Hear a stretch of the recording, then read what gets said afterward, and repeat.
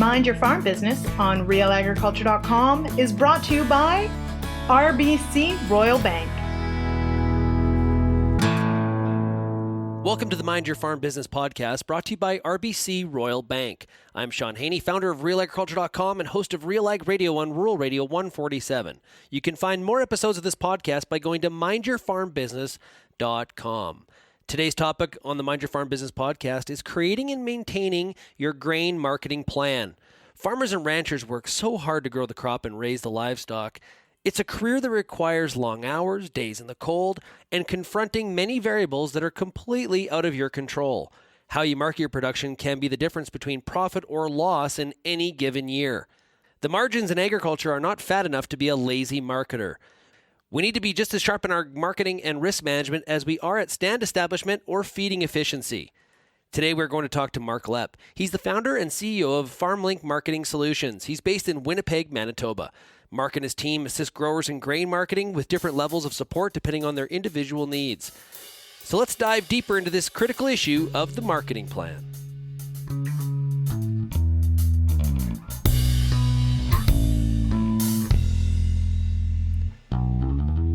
Hey, Mark, how's it going today? Things are pretty good. Weather's nice and markets are okay. So yeah, no, life is good. Yeah, you know, it's funny. You know, we spend so much time through the growing season focused on our crops and trying to, you know, hope we have a decent harvest from a yield standpoint and quality.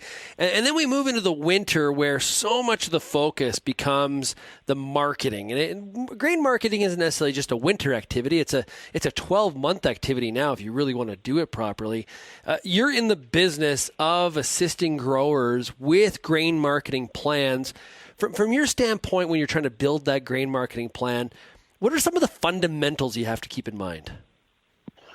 Well, some of the things that we really, you know, if, when a farmer comes to us and signs on as a new client, you know, we look at marketing as a holistic approach. Like most of our business and our clients are based in Western Canada. So we market, we give advice and consultation on about 17 or 18 different crops, and then all the different types of those crops, like lentils would have a couple of different types of that as an example.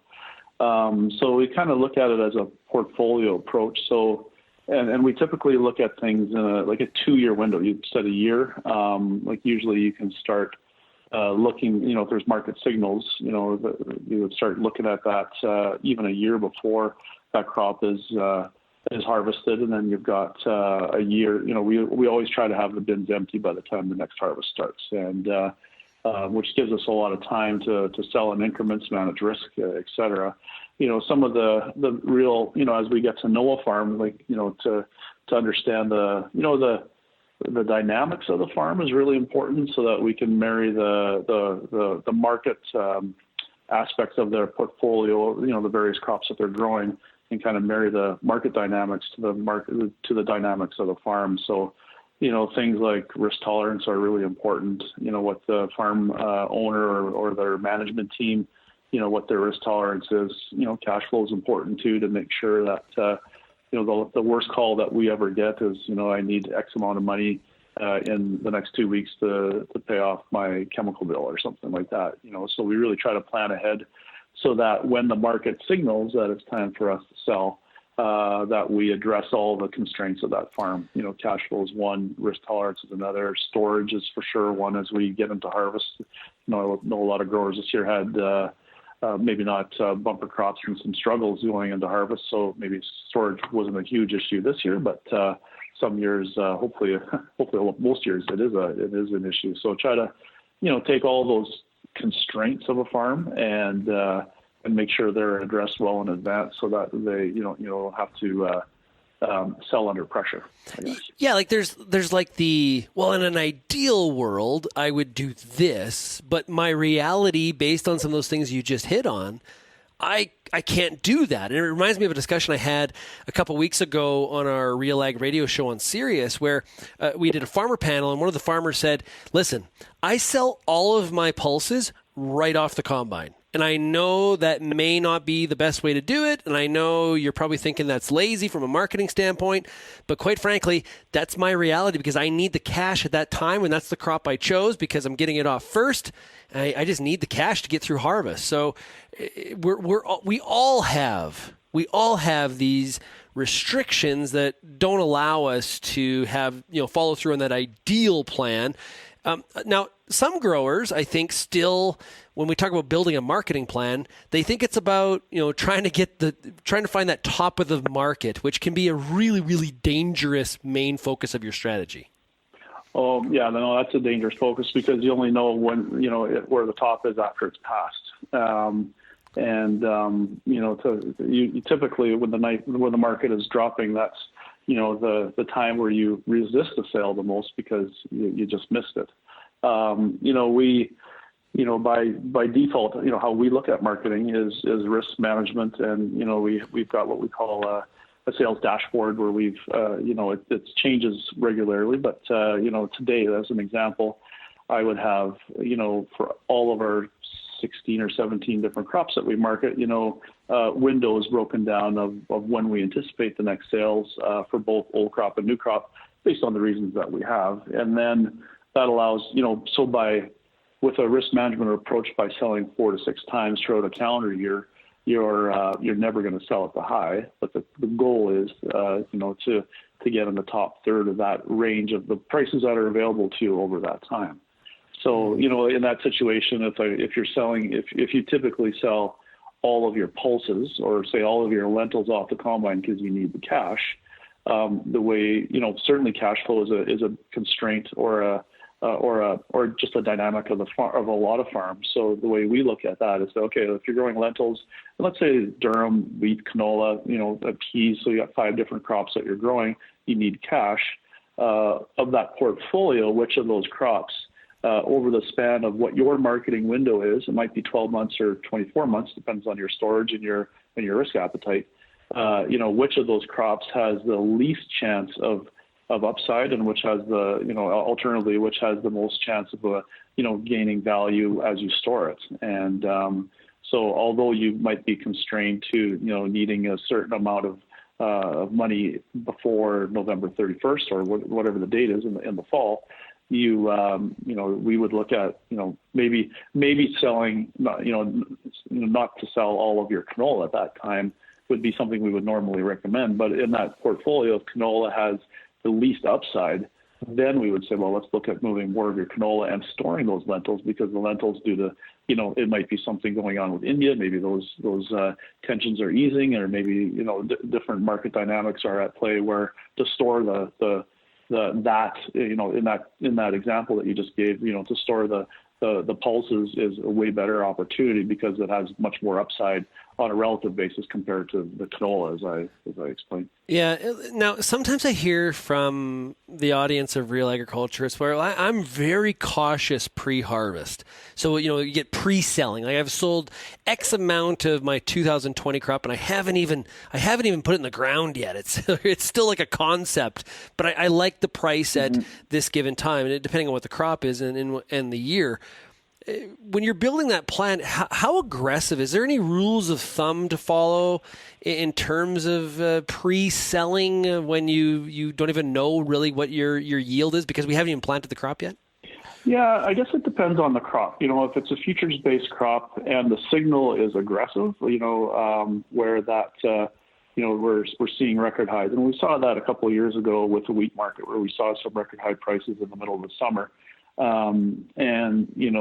It was a challenging discussion to recommend, going heavily, more heavily sold because of that production risk. So, if it's a futures-based commodity like wheat or corn or canola, there are different hedging tools that can be used, which helps reduce the production risk that there is.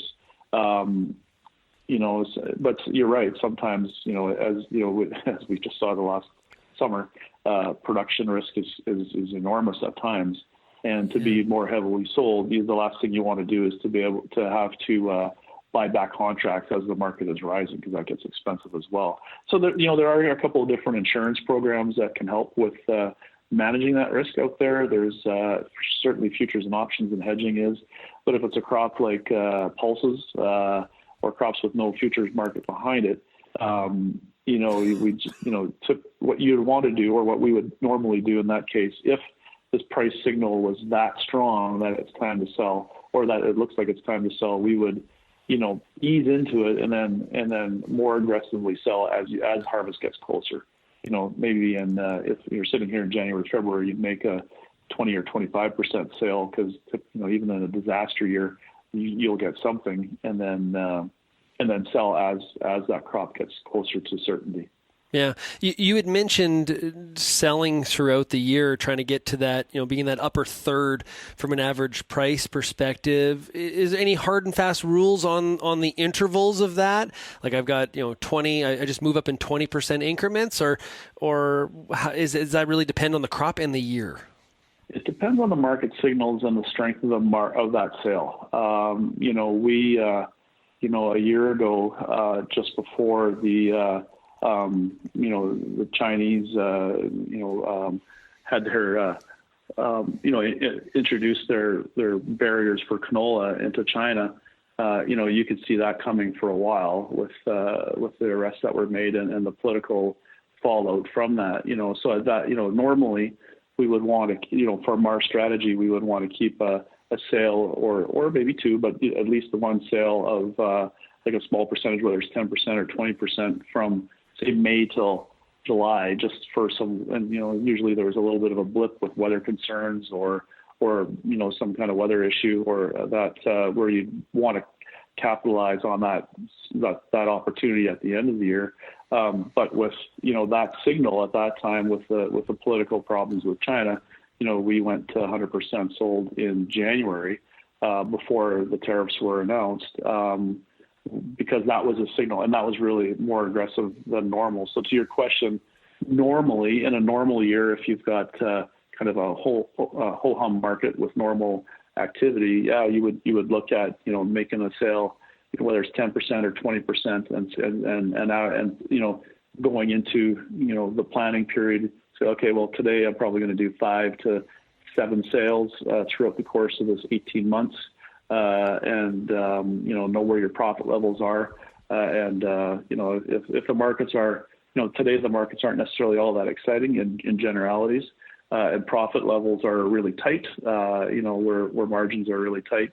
So, if you're in an environment like today with tough margins, and every time you see that market bump above your break-even price, and you're putting some extra money in the bank, while at the same time addressing things like you talked about, if you need cash flow in the fall, or storage might be a problem, to address those needs on an ongoing basis. So, generally, yes, a conservative, 5 times, 20% sales, but to have the ability and the ability in your marketing plan to react quickly if something happens, whether it's political or whether, to capitalize on that. We'll have more of my conversation with Mark Lepp, but first a word from our sponsor. This episode of the Mind Your Farm Business podcast is brought to you by RBC. Today's producers are thinking hard about where they want to go and what moves to make to get them there. A business plan is your roadmap to success. Without one, it's easy to get lost along the way. You can count on the services and expertise RBC offers to help you meet your business goals and chart a course to success. Visit rbc.com/chartyourcourse to find an agriculture account manager near you. Okay, so let's talk about tools. And let's use corn as the example. We've got, obviously you can do like forward delivery contracts that are priced. You've got the futures market. You've got things like options. There's a lot of tools at your disposal. How do you figure out what's the best tool for your strategy in that given year? I guess it depends on your comfort level with some of those different opportunities. We do work with growers with hedging advice and strategies using all of those things, whether it's, forward contracts or a combination of forward contracts and futures and options. In the event, like, the last example of, how do you sell if you don't know what the crop is? A crop like corn is a I wouldn't say easy, but there's lots of opportunities to use to hedge using the tools that are available. The challenge with that is, I guess it depends on your comfort level with those different tools. For an example, if you're not, a true hedge, and you're selling your first 20% on the market, you really hope the market goes up for the rest of your crop. So, an understanding of what it means to, sell futures to lock in your price, and if you have a delivery contract with just the basis, so that it's going to get delivered, what your price is going to be, but recognize that as you might, in that illustration, you might get more when you deliver that crop, but you might be paying out in your futures account. So some of it is as an education, working with a good broker to help you through that through that crop year, or even that just a transaction to make sure you're comfortable with what all of the possibilities are of that hedging tool, and lock in your profits with that. It's Well, and also when you talk about I just thought of this, is that also being disciplined enough to remember you're trying to manage your risk. You're not trying to set up a trading account. You're not running a hedge fund. You're trying to manage your risk.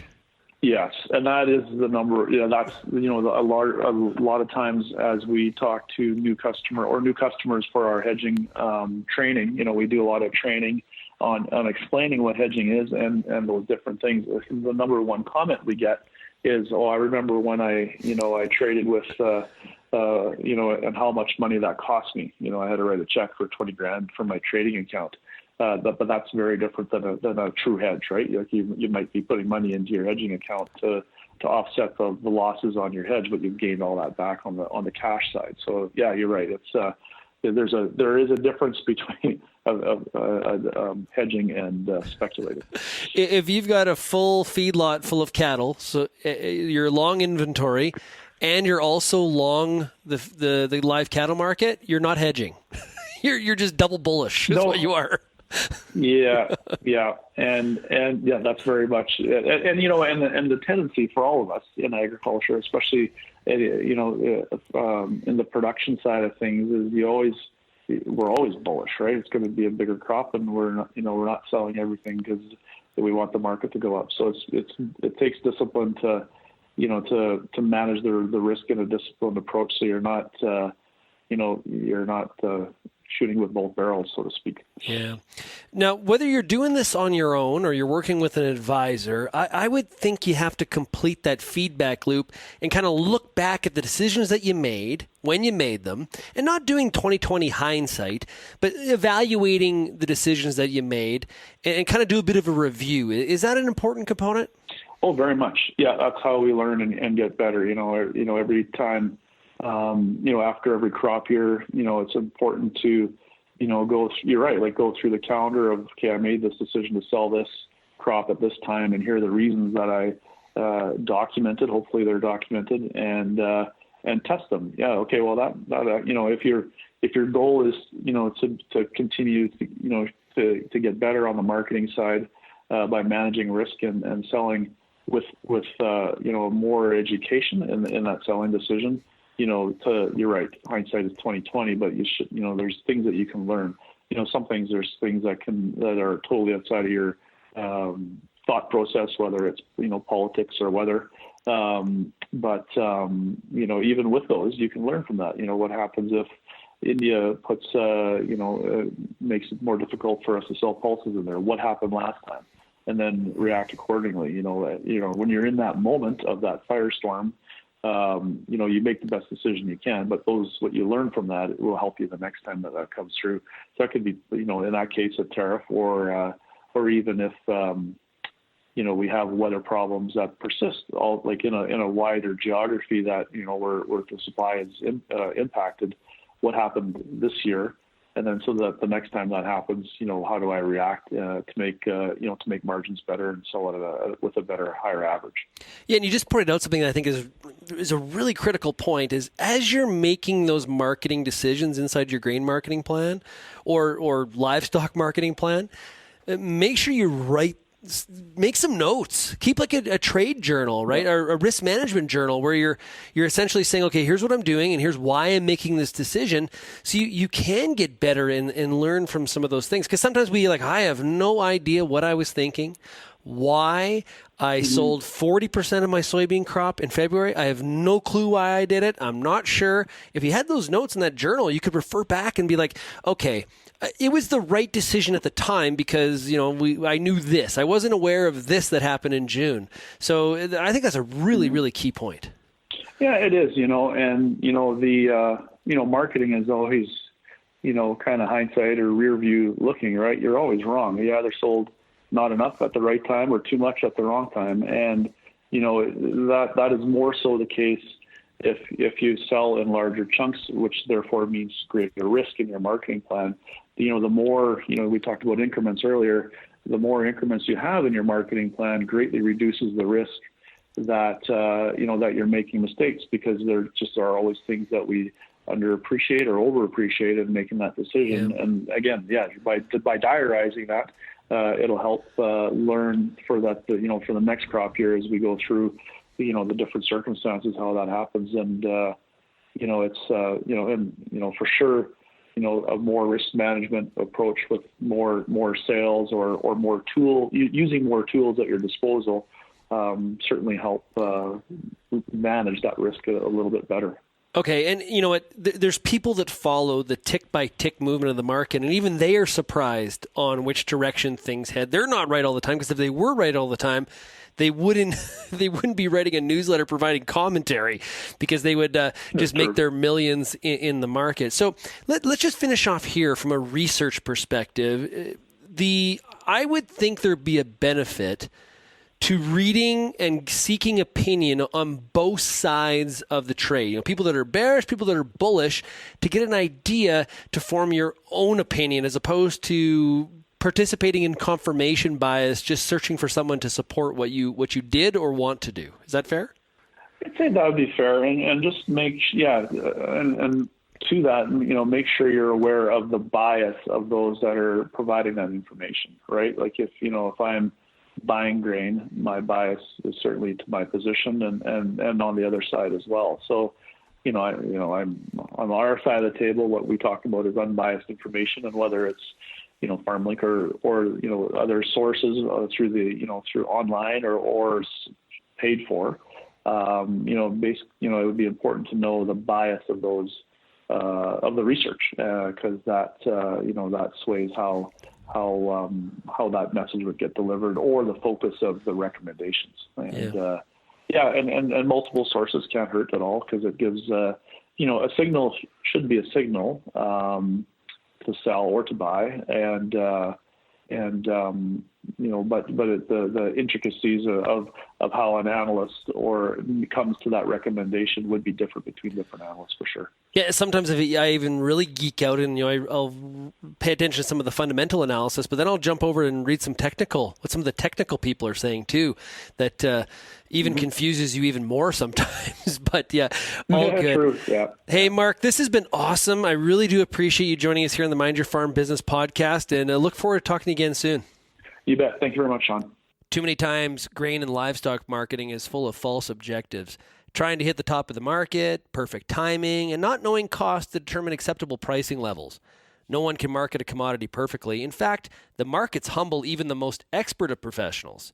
With focus, commitment, and a solid plan, you'll be on the right path to improving on this incredibly important task of marketing.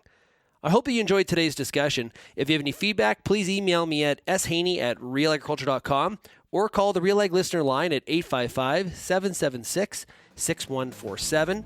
I would love to hear your stories, comments, or questions on this topic of building and executing a grain or livestock marketing plan.